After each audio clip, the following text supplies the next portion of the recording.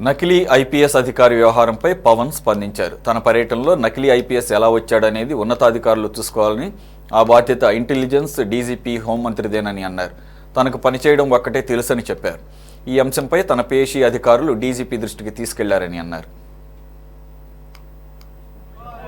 ఒక వ్యక్తి తిరిగాడు, వచ్చాడు, మొత్తం ఫోటో తీసుకున్నాడంటే నేను అడిగాను, అసలు ఎవరన్నా ఒక ఐపీఎస్ స్థాయి అధికారి వస్తే ఎవరైనా అడుగుతాం కదా, how come it polices overlook అంటే ఎందుకు దీన్ని చూడలేకపోయారు అనేది పేషీ అధికారులతో మాట్లాడుతూ ఉన్నారు.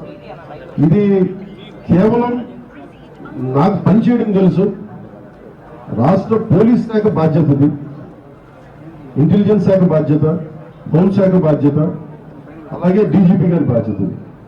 నాకు పనిచేయడమే తెలుసు. అధికారం ఉన్నా లేకపోయినా పనిచేస్తాం. ఈరోజు అధికారం ఉన్నా పనిచేస్తాం, రక్షణ ఉన్నా పనిచేస్తాం, రక్షణ లేకపోయినా పనిచేస్తాం.